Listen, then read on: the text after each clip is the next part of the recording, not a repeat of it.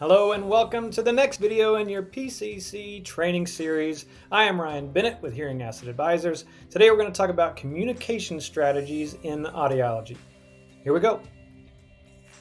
So in this training, in this PCC series training, you're going to see a lot of videos of how to enter things in an OMS system, or this is the terminology.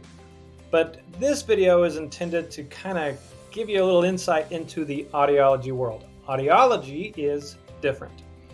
The way it's different is if you were to work at a front desk at, let's say, an orthopedics office. If someone breaks their arm, they go to the emergency room, the doctor says, the arm is broken, we're going to put a cast on it, here's your insurance, and you don't really have a say in it. You just say, yes, doctor, that's what we're doing, here's my insurance card, here's my payment, I'll come to the follow-ups, and that's how it goes with most medical type appointments. And in most cases with audiology, that same thing happens, whether it's a hearing test or wax in the ear or balance issues, whatever the typical diagnostic testing is, that's how it happens in the audiology world. However, when it comes to hearing aids, that's where it gets a little strange. And the reason for it is because hearing aids are something that people buy. So there's a little retail component to it. And that's why, as a front desk person, you feel like you need to kind of help them accept treatment. And that's what we're going to talk about today.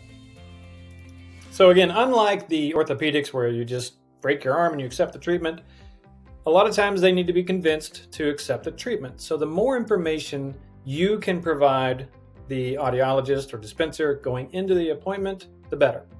For instance, if you are taking out a call at the front desk and someone needs a hearing test and you say, you need a hearing test? Great, I've got you down for 11:30, see you then. That only gives them the knowledge that they're coming in for a test. But if during that call, if you asked, when was your last hearing test? Or do you wear hearing aids? How old are the hearing aids? That sort of information can help guide the appointment, because if their hearing aids are, let's say, over 4 years old, then that makes them a good candidate to upgrade their technology. So the more information we can get coming in, the better. And this next topic is one of the most important pieces of information you can get. So the companion can be a loved one, a friend. Another way to say it is a familiar voice. And the reason why this is important, if someone is struggling with hearing loss, it happens in most cases very gradually. So let's say there's a husband who his hearing has been declining for the last 10 years. To him, the hearing loss is just very, very, very, very, very slight each day. And so he's acclimating every day to his new hearing loss.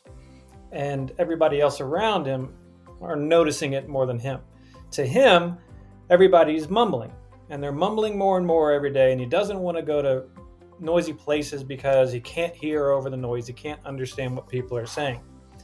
If that husband woke up, if he had normal hearing and then he woke up the next day with the hearing loss that he has today, it would be so much of a difference he would go to the emergency room. But to him, this has been happening over 10, 15 years, and so it's hard for them to notice it. And that makes it hard for them to be convinced. So having the loved one who does notice it is a great resource for the provider, because there's an intake form that you say, how long have you been having this trouble? The wife would say, oh, you've been having this for 10 years.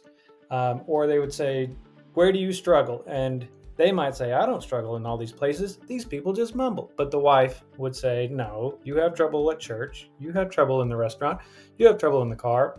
And so they're there to kind of keep them honest.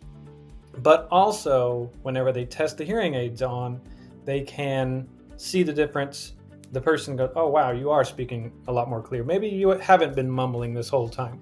And then when it comes to actually making the decision of whether or not to move forward with hearing aids, the husband doesn't say, well, I need to go talk to my wife. The wife's right there. They can make the decision together. And the wife, in most cases, probably dragged him into the appointment in the first place because she's the one that has to repeat herself all the time. So it just makes the whole process a lot easier to have them both there. So when you're on the phone, try to encourage the person making the appointment to, bring a familiar voice, bring a companion. If it's the wife making it for the husband, then make sure that you come along too. As the patient care coordinator, you are the front line of questions. You're typically the first person that they talk to, so you're going to get a lot of questions, and you're not going to know all of them the first day, week, or even first month. But a question you will get a lot is, how much are the hearing aids? I like to provide a starting point. Your clinic will have its own strategy, so talk to the owner and decide how you want to handle this on the phone. But what I like about providing a starting point is it's not a whole range. A whole range includes the high, which is a little scary to some. Or if you list out all the different levels, that can get overwhelming, and there's just too much that goes into deciding which hearing aid is right for them. So if you say, our hearing aids start at $1,500, however, there's a lot of factors that go into choosing the right technology. Your lifestyle, hearing needs, your budget. So let's start with a hearing test and go from there. This last topic I want to talk about is very important because it promotes a confidence in the office. And the reason why that's important is, like I said earlier, people aren't clamoring to get hearing aids. People are in denial about their hearing loss. There's a stigma with hearing loss, even though that's kind of going away. But there's still people that say, well, hearing aids are going to make me look old. Well, talking loudly and screaming what and asking people to repeat also makes you look old, and hearing aids fix that. Nevertheless, people need a little encouragement to accept treatment. And so if you can hype up your provider, your audiologist, dispenser, and they hype you up, then it just shows that they're in the right place for their hearing treatment. If you say, oh, you're going to love Dr. So-and-so, she's the best in the business, you're going to have a great experience. They actually do take that to heart. My parents are in their 70s. They have 2 to 3 appointments a week. And when I ask about them, they say, oh yeah, I'm going to go see this specialist. And they say she's the best. And they really do have confidence that they're seeing the best person. So the more you can hype up the provider and they'll hype you up, it just creates a lot of confidence in the office. Thanks for watching this video. You can always email me, ryanb@hearingassetadvisors.com, but hopefully this video will kind of shed some light in the audiology world and how it's not always easy to get everybody to accept treatment.